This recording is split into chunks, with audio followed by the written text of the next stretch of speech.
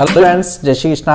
आज मैं आप लोगों से बात करने वाला हूँ फॉरेन एमबीबीएस के बारे में। यस, फॉरेन एमबीबीएस से रिलेटेड क्या फैक्ट्स हैं, क्या वो डिग्री वैलिड होती है इंडिया में, अगर होती है तो उसकी क्या वैल्यू होती है, क्या हम गवर्नमेंट जॉब कर सकते हैं, क्या उसके फ़ायदे हैं, क्या उसके नुकसान हैं, और आखिर क्यों आजकल कई यूट्यूब वीडियोस में, यहाँ तक कि कई कोचिंग इंस्टीट्यूट्स में जो खुद आपको नीट की तैयारी करा रहे हैं बट फिर भी आपको है ना फॉरेन के बारे में बता रहे हैं। आज कुछ ऐसी बातों के बारे में मैं आपको बताने वाला हूं जिससे शायद विदेश जाने से पहले आपकी आंखें खुल जाएं।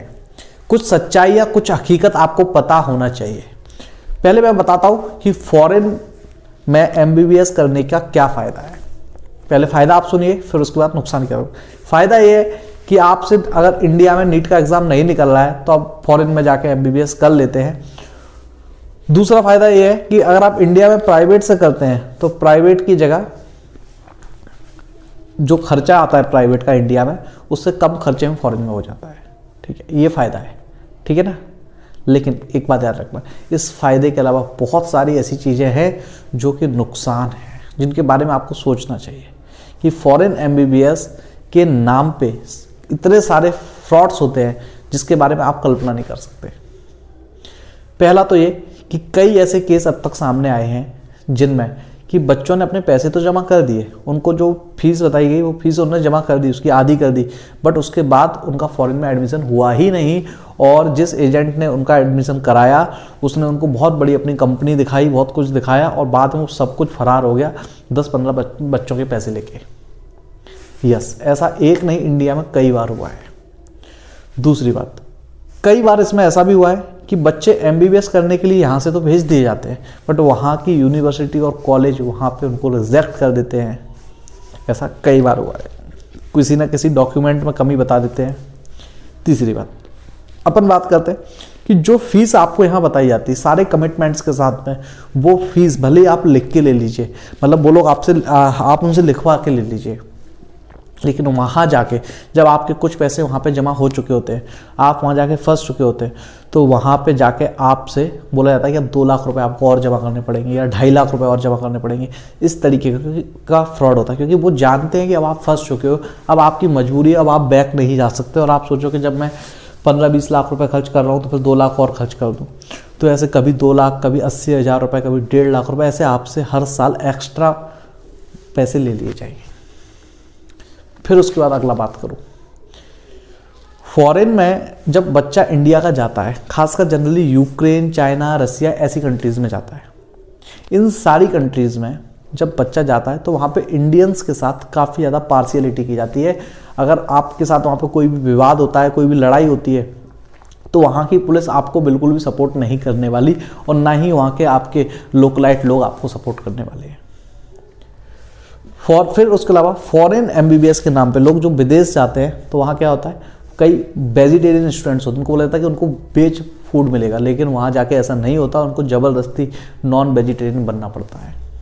फिर उसके बाद चलिए, इन सारी चीज़ों के बाद से अगर आप एक बार बच भी गए, फ्रॉड से मान लो बच भी गए, और आप सही तरीके से एमबीबीएस करने पहुँच भी गए, तो आपके मन में जो सबसे मेन क्वेश्चन आता है कि सर क्या वो डिग्री इंडिया में वैलिड है, तो वो भी सुनिए आप कि अगर उस डिग्री की बात करें तो वो डिग्री जब आप करके लाते हैं तो वो डिग्री इंडिया में बिल्कुल भी वैलिड नहीं है।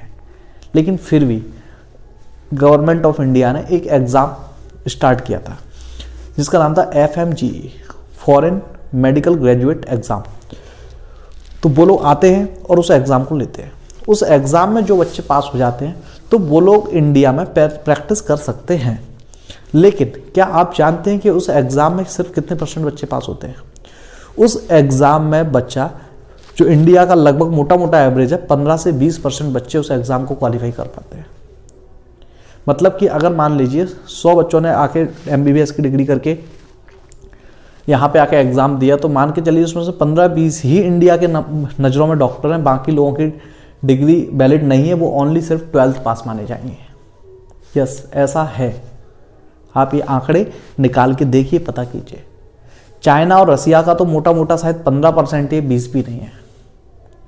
फिर ठीक है, अब बच्चा सोचता है कि सर अगर 15-20% पे मैं सिलेक्ट हो जाऊंगा, तो आप एक सोचो कि अगर आप इतने में ही सिलेक्ट हो जाते उस समय हो जाओगे, आप बात के लिए टाल रहे हो, तो आप फिर आज नीट की तैयारी करके इंडिया में ही क्यों सिलेक्ट नहीं हो जाते और क्यों इन झंझटों में आप फंसना चाहते हो।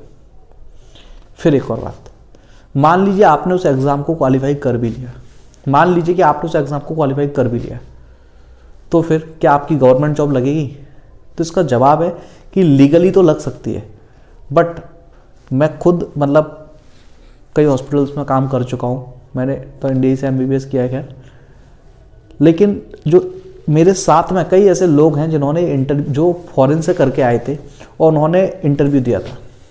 तो जो फॉरेन से करने वाले जो इंटरव्यू देते हैं ना, तो इंटरव्यू जब MBBS के बाद आप गवर्नमेंट जॉब के लिए इंटरव्यू लेते हो, तो जनरली जो इंटरव्यू लेने वाला एग्जामिनर होता है उसकी सबकी कॉमन इंडिया में टेंडेंसी होती है, वो देखते हैं कि विदेश से करके आया है, मतलब नीट से भाग के गया है, तो मतलब उसको थोड़ा सा डाउन ट्रीट किया जाता है, मतलब उसको थोड़ा सा कम आंका जाता है, ठीक है ना। तो इस वजह से जनरली, मैं ऐसा नहीं कह रहा कि लोग सिलेक्ट नहीं होते, लेकिन जनरली उसका परसेंटेज इंडिया में जो इंडिया से जो MBBS करते हैं उनका परसेंटेज ज़्यादा होता है सिलेक्ट होने का, बाकी लोगों के सिलेक्ट होने के परसेंटेज काफ़ी कम होते हैं, उनके सिलेक्ट होने के चांसेस काफ़ी कम होते हैं, ये एक फैक्ट है। अब मान लीजिए आप प्राइवेट प्रैक्टिस कर रहे हैं, तो हमारे इंडिया में फॉरेन MBBS इतनी बदनाम हो चुकी है कि आम आदमी भी ये जनरली जानता है कि भैया कि विदेश में सस्ती पढ़ाई होती है MBBS की, बाकी पढ़ाई के केस में उल्टा है, लेकिन MBBS का मैं इस चीज़ को आम आदमी काफ़ी हद तक जान चुका है, तो जनरली वो भी थोड़ा सा झिझकता है कि नहीं मैं वहाँ दिखाऊँ या ना दिखाऊँ। तो ऐसे प्राइवेट प्रैक्टिस में बोलो उतना सक्सेस नहीं हो पाते। उसका एक रीज़न ये भी है कि जब वो किसी दूसरे देश से करके आते तो वहाँ के लोगों का रहन सहन, वहाँ के लोगों की चाल ढाल, वहाँ के लोगों की वेशभूषा, वहाँ की बीमारियाँ, ये सारी का पैटर्न इंडिया से अलग होता है, तो एक इंसान उतना अच्छा डॉक्टर जनरली नहीं बन पाता जितनी अच्छी प्रैक्टिस इंडिया में होती है। फिर उसके अलावा बात करें कि क्या वहाँ के मेडिकल कॉलेजेस उस लेवल के होते हैं जो इंडिया के होते हैं, तो उसका जवाब भी है ना, कि वहाँ पे जनरली अगर MBBS इतनी ज़्यादा लॉट्स ऑफ अमाउंट में हो रही है, बहुत सारे बल्क नंबर में हो रही है, तो वहाँ के कॉलेजेस का स्टेटस कुछ ऐसा मान सकते हैं जैसे इंडिया में प्राइवेट इंजीनियरिंग कॉलेज की स्थिति है।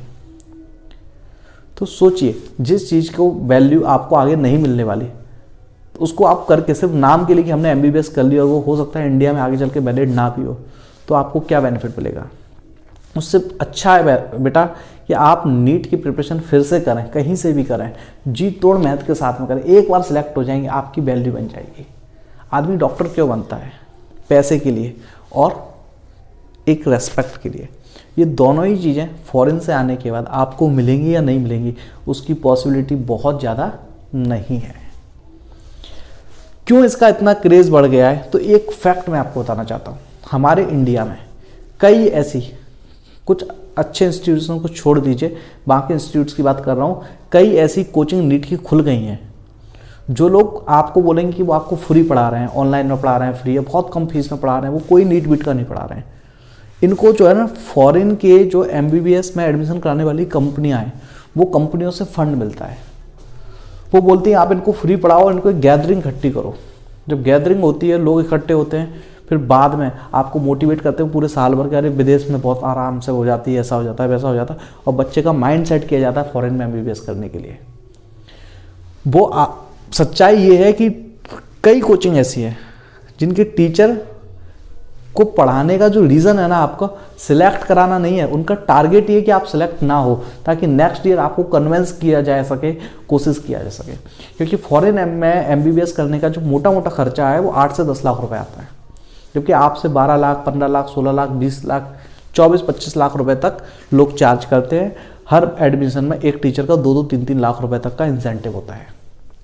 इसलिए कुछ टीचर्स ने तो इसको धंधा ही बना रखा है और बच्चों को इतना फेक मोटिवेट करते हैं कि बच्चे मोटिवेट हो जाते हैं, उनको लगता है कि विदेश से कर लेते हैं और वो अपना बोल सकते हैं कि उल्लू सीधा कर लेते हैं। तो ये मतलब टीचर के रूप में दलाल हैं ये लोग, टीचर के रूप में दलाल हैं। रियल टीचर कभी भी ऐसा नहीं करता। रियल टीचर हमेशा स्टूडेंट को सही एडवाइस देता है। रियल टीचर हमेशा स्टूडेंट को उस टारगेट के लिए फोकस करता है, उस टारगेट के लिए मोटिवेट करता है जिसके लिए स्टूडेंट उससे मिला था।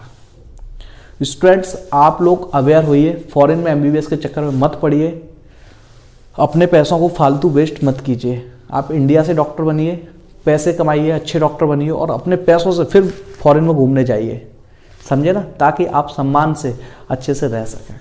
मैं इस वीडियो से मैं किसी को नीचा नहीं दिखाना चाहता। मेरी बात बहुत लोगों को बुरी लग चुकी होगी, क्योंकि कई लोगों के जो धंधे हैं ना वो यही हैं कि लोगों को है ना फेक मोटिवेट करना। बट कुछ ऐसे इंसिडेंट्स हुए, कुछ लोगों के साथ फेक हुआ, कई सालों से मैं इस चीज़ को नोटिस कर रहा हूँ और कुछ कारण से मुझे लगा तो मैंने इस चीज़ पे वीडियो बनाया। तो आप लोग इस चीज़ को गौर करें और एडमिशन लेने से पहले सारी चीज़ों को सोचें। और अगर आप चाहें मेरी कोई एडवाइस लेना चाहते हैं तो डिस्क्रिप्शन में दिए गए नंबर पे आप व्हाट्सएप या कॉल करके हमारी टीम से बात कर सकते हैं और डायरेक्ट आप मुझसे भी बात कर सकते हैं। तो wish you best of luck. आप लोग बहुत अच्छे से पढ़ें, नीट की तैयारी करें, लगे रहें और इसी साल सेलेक्ट हो जाएं। Thank you.